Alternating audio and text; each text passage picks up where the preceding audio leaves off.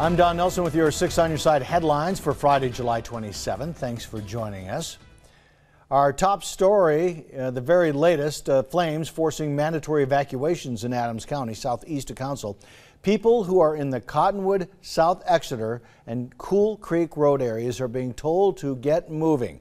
This due to an imminent threat from the nearby Mesa fire, which has now burned at least 6,000 acres. Further south of Council, the Keithley fire has once again prompted the closure of Highway 95. Travelers are encouraged to avoid the area and use Highway 55 instead if you have to go to the mountains.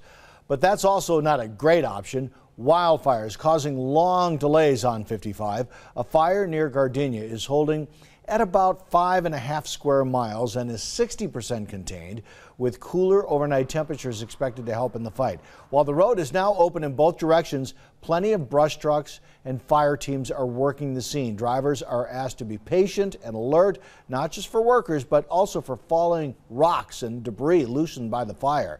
ITD has also issued a travel advisory asking folks who do head into the mountains to plan ahead, keep gas tanks full, and bring plenty of food and water in the event of a fire or fire-related delays.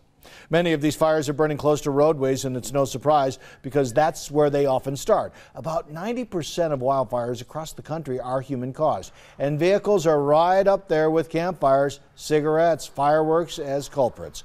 Officials asking folks to make sure to perform scheduled maintenance and properly inflate tires on cars, trucks, and trailers. It's also important to make sure you are not dragging anything like chains that could cause sparks, and to avoid parking in a hot vehicle on dry grass. And a reminder tonight to never ever fly a drone anywhere close to a wildfire. On Monday, crews fighting the Rattlesnake Creek fire near Riggins had to alter plans when a drone entered the airspace. If found, the drone pilot could face a big fine. Drones are extremely dangerous for tanker planes who must fly low to drop the retardant. The planes need a wide space around the fire, and drones can interrupt the firefighting effort. So it's best to play it safe.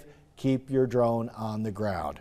If all the fire restrictions have you reconsidering your weekend plans, don't worry. There's plenty to do right here in the valley. The Miss Africa Idaho pageant is Saturday. It's using dance and art to raise money for adult refugees in Boise. Stella Okech brought traditional African dancers and artists together to coordinate the gala. The idea is to raise money to help refugees learn English and to give folks a chance to connect.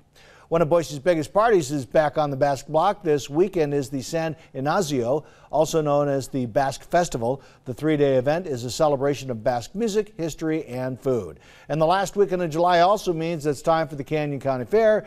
This year's event looks to be another hit, complete with contests, concerts, and the carnival.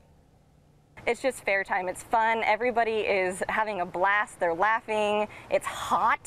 It is so hot, and it's summer. It's just that essence of summer, and a county fair. You can't beat it.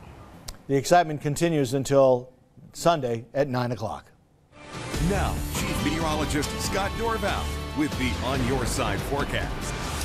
All right, take a look at that forecast for the rest of the evening in Boise. Expecting clear skies and sunshine and hot. Temperatures hovering near 100 early on, dropping to the 90s, 91 by 9 o'clock. Northwest wind about 10 to 15. Some smoke to the south and some smoke to the north as well. Saturday forecast looks a lot like Friday's forecast. Sunshine and hot in the Western Valley. May be right about where it is during the day on Friday. 101, 102 in the Western Valley. Near 100 in Boise. We'll go with 99 for Boise and Mountain Home.